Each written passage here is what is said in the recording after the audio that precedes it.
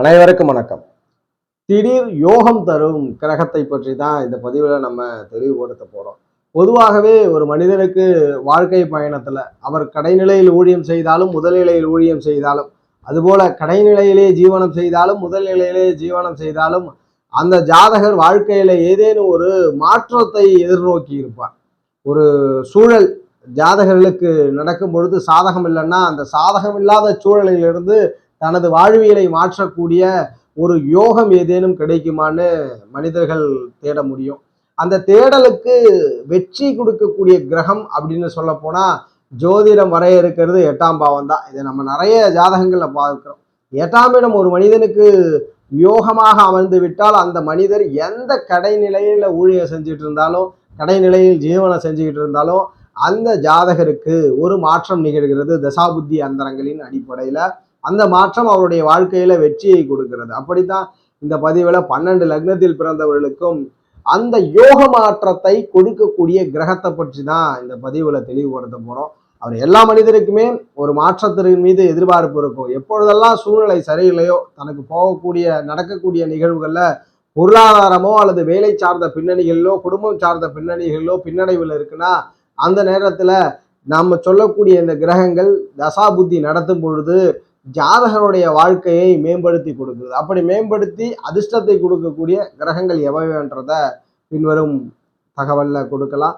அதற்கு முன்பு நாம் எப்பொழுதுமே உறுதிப்படுத்தக்கூடிய விஷயம்தான், ஒரு மனிதனுடைய வாழ்க்கை போல இன்னொரு மனிதருக்கு அமைய போறதே இல்லை. இதை ஜோதிடம் உறுதிப்படுத்துகிறது, அறிவியலும் உறுதிப்படுத்துகிறது. ஒரு மனிதனுடைய வாழ்க்கை போல இன்னொரு மனிதருக்கு அமைய போறதே இல்லை. எப்படி என்றால் முழுவதுமாக கிரகங்களை மையமாக வைத்துதான் ஜோதிட பலன் கொடுக்கிறோம். அந்த வகையிலே இன்றைய தினம் இந்த நேரத்தில் பிரபஞ்சத்தில் எங்கு கிரகங்கள் சுழன்று கொண்டிருக்கிறதோ மீண்டும் அந்த இடத்தை அடைய போறதே இல்லை, சூரியன் முதல்வர் கொண்டு. அதனால் ஒரு மனிதன் தன் வாழ்வியலை பிறரிடம் ஒப்பிடுவது என்பது ஏற்புடையதல்ல. கடைநிலையில் ஊழியம் செய்தாலும் உயர்நிலையிலே ஊழியம் செய்தாலும் ஒவ்வொரு மனிதனும் ஆன்ம அடிப்படையிலே சமமானவர்களாகத்தான் வரையறுக்கப்படுகிறது. அந்த அமைவுகளில் ஒருவருடைய வாழ்க்கையை இன்னொருவருடன் ஒப்பிடுவது என்பது எந்நிலையிலும் ஏற்புடையதல்ல. அதுபோல் ஒரு மனிதனுக்கு யோக மகாதசை நடக்குதுன்னா வாழ்க்கைகள்ல வெற்றிகள் மிக எளிதில் கிடைக்கும். பெரும் யுகமோ பெரும் முயற்சியோ மேற்கொள்ளனா கூட சமூகத்திலே பெயர் புகழ் அங்கீகாரம் கிடைத்துவிடும். அவயோக மகாதசையிலே பயணப்படும் பொழுது பெரும் யுகம் பெரும் முயற்சி மேற்கொண்டாலும் தோல்விகளே அதிகமாக இருக்கும். ஒரு இடத்தில் தங்கி நிற்கக்கூடிய சூழலே அதிகமாக இருக்கும். எதுவானாலும் மனிதர்களாக பிறந்தவர்கள் ஆன்மாவை நிதியம் பண்ணணும். அந்த வகையில யோக மகாதசையிலே பயணப்படுபவர்கள் சக மனிதர்களிடம் ஏற்றத்தாழ்வு இல்லாம பழகணும். அவயோக மகாதசையிலே பயணப்படுபவர்கள் அமைதி பொறுமையுடன் செயல்படும் பொழுது ஆன்மாவை நித்தியம் பண்ண முடியும். கொஞ்சம் ஒருபடி மேல இறை நம்பிக்கை இருப்பவர்கள் எந்த மதத்தை சார்ந்தீர்களோ மத வழிபாடுகளை கொள்கைகளை பின்பற்றும் பொழுது ஆன்மாவை நித்தியம் பண்ணக்கூடிய ஒரு வாய்ப்பை பெறுகிறீர்கள். பதிவுக்குள்ள வந்துடலாம். திடீர் யோகம் செய்யக்கூடிய கிரகம் பொதுவாகவே நம்ம 8ஆம் இடத்து தான் மாற்றம் கொடுக்கக்கூடிய கிரகங்களா சொல்றோம். அந்த 8ஆம் இடம் தான் ஒரு மனிதனுக்கு திடீர் யோகத்தையும் கொடுக்கும் அப்படின்றத உறுதிப்படுத்துறோம். இப்ப 8ஆம் இடம் தான் ஒரு மனிதனுக்கு எதிர்பாராத சம்பவங்களை மிக குறுகிய காலகட்டத்தில் நிகழ்த்துறது. அதனாலதான் மரணமும் 8ஆம் இடத்துல இருக்கு, விபத்துகளும் 8ஆம் இடத்துல இருக்கு, வெளியே சொல்ல முடியாத பெருந்தனமும் 8ஆம் இடத்துல இருக்கு. அதே 8ஆம் இடம் தான் ஒரு மனிதனுடைய வாழ்க்கையை சென்று கொண்டிருந்த பாதையிலிருந்து வேறு ஒரு பாதைக்கு மாற்றி கொடுப்பது இந்த 8ஆம் இடத்தினுடைய பணிதான். 8ஆம் இடம் ஒளிபொருந்திய நிலையிலே இருக்குதுன்னா 100% அந்த ஜாதகருக்கு நடக்கக்கூடிய மாற்றம் வாழ்க்கையில் முன்னேற்றத்தை கொடுக்கும். 8ஆம் இடம் தீதுபட்டு பாழடைந்து இருக்கும் பொழுது ஏற்படக்கூடிய மாற்றம் வீழ்ச்சிக்குரியதா இருக்கும். அப்ப 8ஆம் இடம் தான் இந்த திடீர் யோகம் கொடுக்கக்கூடிய பாவம். 8ஆம் இடத்தின் அதிபதி தான் திடீர் யோகம் கொடுக்கக்கூடிய கிரகம். 8ஆம் இடத்தில் எந்த கிரகம் நட்பு பெற்று ஸ்தான வலுவோடு அமர்ந்து இருக்கிறதோ அந்த கிரகம் தான் வாழ்க்கையில் திடீர் யோகத்தை கொடுக்கக்கூடிய கிரகம். அந்த வகையில நம்ம பொதுவாக 12 லக்ன அமைவுகள்ல பார்க்கலாம். பொதுவாகவே 8ஆம் இடம்னாலே மறைவு பாவம் தான் சொல்றோம். 6, 8 பாவம் 12ஆம் பாவம்னாலே மறைவு பாவம், ஜாதகருக்கு சாதகம் இல்லைன்னு சொல்றோம். ஆனா இதுல ஒரு நுண்ணியமான ஒரு செயல்பாடு உண்டு. யாரெல்லாம் நெருப்பு ராசி நெருப்பு லக்னம் மேஷத்துல பிறந்திருக்கிறீங்க, அது போல சிம்மத்துல பிறந்திருக்கிறீங்க, தனுசுல பிறந்திருக்கிறீங்க, இந்த மூன்றையும் பார்த்தீர்கள் என்றால் 8க்குரியவர் யோகாதிபதியாக வருவார். 8ஆம் இடத்து அதிபதிகள் யோகாதிபதிகள். இப்ப மேஷத்தை எடுத்துக்கிட்டீங்கன்னா 8ஆம் இடத்தின் அதிபதியா விருச்சக மனையும் விருச்சகாதிபதியான செவ்வாயும் வருவார்.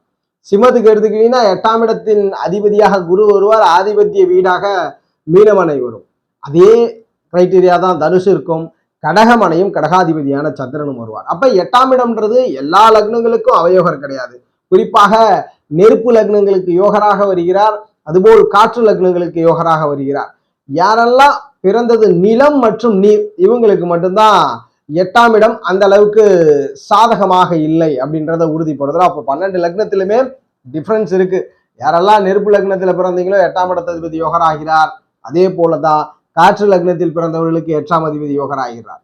நிலத்திலும் நீரிலும் பிறந்தவர்களுக்கு நில லக்னம் நீர் லக்னங்களுக்கு பிறந்தவர்களுக்கு மட்டும் 8ஆம் இடம் அவயோகியாக மாறிவிடுகிறார். எதுவானாலும் பரவாயில்ல, நம்மளுடைய ஜெனரல் கூற்று யோகரும் அவயோகம் செய்வார், அவயோகரும் யோகம் செய்வார். அந்த விதிக்குட்பட்டு ஒரு ஆதிபத்தியத்தில் அமரும் பொழுது அந்த கிரகம் ஸ்தான வலுவை பெற்றால் அந்த கிரகம் யோகரா மாறும். உதாரணத்துக்கு எப்படின்னா, லக்னமா சொன்னா நீங்க அந்த ஒரு லக்னத்தை எடுத்துக்கோங்க. குரு பகவான் அவயோகராக வரார். நீங்க ரிஷப லக்னமா இருக்கிறீங்கன்னா கண்டிப்பா அவயோகராக வருவார். 8ஆம் இடத்தின் ஆதிபத்தியமே பெற்றிருக்கிறார். அப்படி 8ஆம் இடத்தின் ஆதிபத்தியம் வரும்பொழுது குரு பகவான் தனித்து அங்க இருந்தார்னா அவயோகங்களை அதிகமாக செய்வார். அங்க சனி பகவானோட அவர் அமர்ந்திருக்கிறார், புதனோடு அமர்ந்திருக்கிறார். அப்பொழுது அவர் யோகராக மாறுகிறார். புதன் சனியோடு அமரும் பொழுது யோகராக மாறுகிறார். அல்லது ஸ்தான பலத்தோடு 2ஆம் இடத்தில் ஆட்சி பெற்ற புதனுடைய பார்வையில் இருக்கிறார்னா யோகராக மாறுகிறார். அல்லது அந்த மிதிரமனையிலே சனி பகவான் அமர்ந்து பார்க்கும் பொழுது கெடுபலனை கொடுத்து செய்கிறார். அப்ப அவயோகரும் யோகராக கூடும். அதுபோல குரு பகவான் தான் அவயோகர். அந்த குரு பகவான் நீச பரிவர்த்தனையிலே இருக்கிறார். சனி பகவான் 8ல் அமர்ந்து குரு 9ல இருந்து நீச பரிவர்த்தனைனா கண்டிப்பா அந்த அவயோகரும் யோகம் செய்கிறார். அப்ப அவயோக கிரகமும் யோகம் செய்யும் அப்படின்ற விதி நம்ம சேனல்ல வீடியோ பதிவேற்றம் செஞ்சிருக்கிறோம். அதை பார்க்கும்பொழுது உங்களுக்கு ஒரு புரிதல் வரும். சனி பகவான் அவயோகராக வரார். நீங்க பிறந்திருக்கிறது கடக லக்னமா இருக்கிறீங்க, சனி பகவான் அவயோகரா இருக்கிறார். எப்படி நன்மை செய்வார்? அங்கு குருவோடு இணைந்திருப்பது, செவ்வாயோடு இணைந்திருப்பது நல்ல பலனை செய்ய கடமைப்படுகிறது அப்படின்றத உறுதிப்படுத்தி கொடுக்குறோம். அதுல சனி பகவானுக்கு ஸ்தான பலம் குறைஞ்சு நீசம் பெற்று மேஷத்துல இருக்கிறார், அங்க செவ்வாயோட இருக்கிறார்னா மிகப்பெரிய அதிர்ஷ்டம். துணைவரால் அதிர்ஷ்டம், துணைவரால் லாபம் அத்தனையுமே நிகழும். அப்போ ஒரு கிரகம் யோகம் அவயோகம்ன்றது இணையக்கூடிய இடம், அமரக்கூடிய விதத்தின் அடிப்படையிலே தான் அது பார்க்கப்படுகிறது, யோகரா அவயோகரான்றத. அப்ப 8ஆம் இடம் தான் ஒரு மனிதனுக்கு யோகங்களை செய்ய கடமைப்பட்ட, திடீர் யோகங்களை செய்ய கடமைப்பட்ட பாவம். அந்த ஆதிபத்திய கிரகம் வலுக்கும் பொழுது கண்டிப்பாக உறுதியா மாற்றத்தினால் உங்களுக்கு நல்ல பலன் உண்டு. அப்போ ஒரு கிரகம் 8ல் அமர்ந்த கிரகம் யோகமாக இருக்கிறது, யோகம் செய்ய கடமைப்பட்டிருக்கு. 8ஆம் இடத்துல 8ல் அமர்ந்த கிரகம் அங்கு பகவை பெறல, நீசம் பெறல. அட்லீஸ்ட் 8ஆம் இடத்துல அமர்ந்திருக்கக்கூடிய கிரகம் நாம் சொல்லக்கூடிய விதியில் இருக்கிறோம். 8ஆம் இடத்தில் இருக்கக்கூடிய கிரகம் தான் பலன் செய்ய போகுதுன்றதை நம்ம சொல்லிட்டோம். திடீர் யோக பலனை அந்த 8ஆம் இடத்தில் இருக்கக்கூடிய கிரகம் ஆட்சி பெற்ற நிலை, உச்சம் பெற்ற நிலை, நீசபங்கம் பெற்ற நிலை, பரிவர்த்தனை பெற்ற நிலை, வர்க்கோர்தமம் பெற்ற நிலை, திக்பலம் பெற்ற நிலை, நட்பு, இது போன்ற ஸ்தான பலத்தோடு இருந்து விட்டால், ஸ்தான பலத்தோடு இருந்து லக்ன திரிகானாதிபதிகளை தொடர்பு கொண்டால் அந்த பாவம் உங்களுக்கு யோகரா மாறுகிறது. அந்த பாவம் உங்களுக்கு அதிர்ஷ்டத்தை செய்யுது. அவர் தான் உங்களுக்கு திடீர் யோகத்தை செய்யக்கூடிய கிரகமாக மாறிவிடுகிறார். அந்த 8ல் தொடர்பு கொண்ட கிரகம், அந்த கிரகத்தின் தசாபுத்தி நடக்கும் பொழுது உங்களுக்கு திடீர் யோகம் ஏற்படுத்தி கொடுக்குது. அது உங்களை கடைநிலையில ஊழியர் செய்றீங்க, அல்லது வேலையே கிடைக்காம இருக்கிறீங்க, அல்லது வீட்டுல பொருளாதாரம் இல்லாம இருக்கு, உங்க வீட்டில் உறவினர்களுடன் நிம்மதி இல்லாத சூழல் இருக்கு, எதுவானாலும் இந்த கிரகம் தசாபுத்தி நடக்கும் பொழுது வாழ்க்கையை நல்ல முறையில மாத்தி கொடுக்குதுன்றத உறுதிப்படுத்துறோம். ஸோ 12 லக்னத்திற்கு எந்த ஆதிபத்திய கிரகம் 8ஆம் இடத்தோடு தொடர்பு கொள்ளும், அந்த திடீர் யோக கிரகங்களாக செயல்படக்கூடிய வீடுகள்னு பார்க்கலாம். மேஷ லக்னத்தில் பிறந்தவர்களுக்கு விருச்சிக மனை அப்படின்றதுதான் திடீர் அதிர்ஷ்டத்தை யோகத்தை கொடுக்கக்கூடிய மனையாக பார்க்கப்படுகிறது. செவ்வாய் ஆதிபதியாக இருக்கிறார். ரிஷபத்திற்கு திடீர் யோகங்களை செய்யக்கூடிய கிரகமாக தனுஷு மனை வருகிறது. தனுஷு மனையின் அதிபதியான குரு பகவான் கிரகமாக மாறுகிறார். மிதுனத்தில் பிறந்தவர்களுக்கு திடீர் அதிர்ஷ்டத்தை கொடுக்கக்கூடிய மனையாக மகரமனை வருகிறது. அதிர்ஷ்டத்தை கொடுக்கக்கூடிய கிரகமாக சனி பகவான் வருகிறார். 8ல் அமர்ந்த கிரகம் யோகமாக இருந்து விட்டால் அந்த கிரகமும் அதிர்ஷ்டத்தை செய்யக்கூடிய திடீர் யோகத்தை செய்யக்கூடிய கிரகமாகும். அதுபோல் கடகத்திலே பிறந்திருக்கிறீங்க, திடீர் யோகத்தை செய்யக்கூடிய மனையாக கும்பமனை விளங்குகிறது. அதிபதியாக சனி பகவான் இருக்கிறார். சிம்மத்தில் பிறந்தவர்களுக்கு திடீர் யோகங்களை கொடுக்கக்கூடிய மனையாக மீனமனை அமைகிறது. அதிபதி குரு பகவானாக வருகிறார். நீங்கள் பிறந்தது கன்னி லக்னத்திலே பிறந்திருக்கிறீங்கன்னா திடீர் அதிர்ஷ்டத்தை திடீர் யோகங்களை கொடுக்கக்கூடிய மனையாக மேஷமனை விளங்குகிறது. அதிபதி செவ்வாயாக விளங்குகிறார். துலாம் லக்னத்துல பிறந்திருக்கிறீங்க, திடீர் யோக பலனை செய்து கொடுக்க கடமைப்பட்ட வீடாக ரிஷபமனை வருகிறது. அதிபதி சுக்கிரன் செயல்படுகிறார். விருச்சகத்தில் பிறந்திருக்கிறீங்க, திடீர் யோக அதிர்ஷ்டத்தை கொடுக்கக்கூடிய மனையாக மிதுனமனை விளங்குகிறது. அதிபதி புதனாக வருகிறார். தனுஷிலே பிறந்திருக்கிறீங்க, திடீர் யோகத்தை கொடுக்கக்கூடிய ஆதிபத்தியம் கடகம், ஆதிபத்திய கிரகமாக சந்திரன் விளங்குகிறார். மகர லக்னத்துல பிறந்திருக்கிறீங்க, திடீர் யோகத்தை கொடுக்கக்கூடிய மனையாக சிம்மமனை அமைகிறது. அந்த மனையின் அதிபதி சூரியனாக அமைந்து விடுகிறார்.